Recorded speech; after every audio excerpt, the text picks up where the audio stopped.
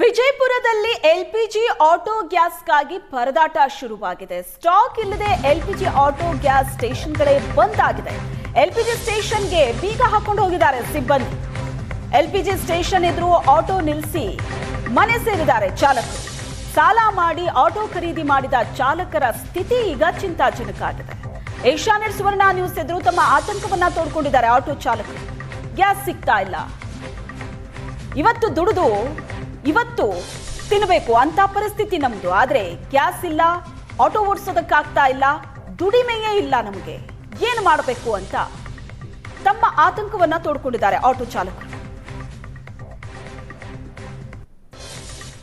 ಮಧ್ಯಪ್ರಾಚ್ಯ ರಾಷ್ಟ್ರಗಳ ಯುದ್ಧ ಈಗ ವಿಜಯಪುರದಲ್ಲಿ LPG ಖಾಲಿ.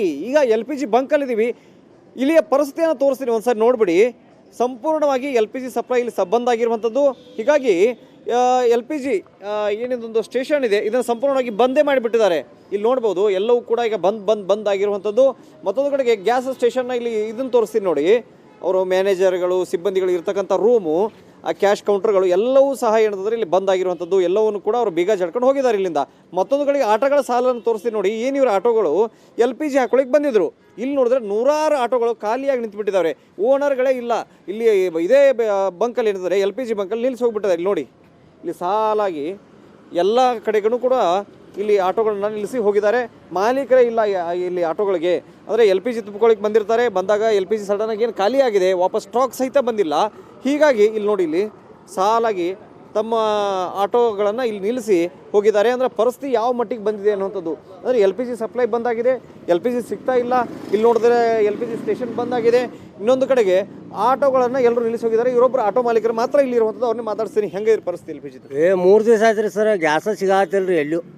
ಮತ್ತು 50 ರೂಪಾಯಿ ಲೀಟ್ರ್ ಇದ್ದಿದ್ರಿ 100 ರೂಪಾಯಿ ಮಾಡ್ಯಾರಿ. ಇಲ್ಲಿ ಒಂದೊಂದು ಕಡೆ ಪಂಪ್ನಾಗ 80 ರೂಪಾಯಿ ಮಾಡ್ಯಾರಿ, 76 ರೂಪಾಯಿ ಮಾಡ್ಯಾರಿ. ಇಟ್ಗಿ ಪಂಪ್ದವ್ರು 78 ರೂಪಾಯಿ ಮಾಡ್ಯಾರಿ. 3 ದಿವಸ ಆಯ್ತು ರೀ ಗಾಡಿ ನಿಂದ್ರಿಸಿ. ಏನು ಕೊಡ್ತಂದ್ರೆ ಸಿಗುತ್ತಾ? ಈಗ ಎಲ್ಲಿ ಸಿಗತ್ತಿಲ್ಲ ರೀ ಸರ, ಎಲ್ಲಿ ಗ್ಯಾಸ ಸಿಗತ್ತಿಲ್ಲ ರೀ. ಕೊಡ್ತಂದ್ರೆ ಸಿಗತ್ತಿಲ್ಲ.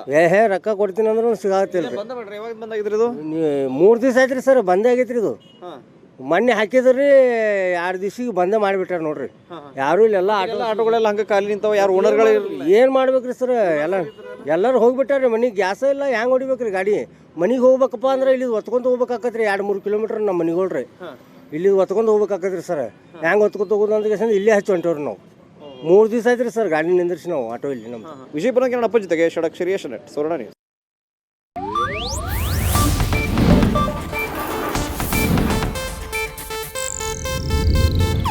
ಇದು ಏಷ್ಯಾನೆಟ್ ನ್ಯೂಸ್ ನೆಟ್ವರ್ಕ್ ಪ್ರಸ್ತುತಿ.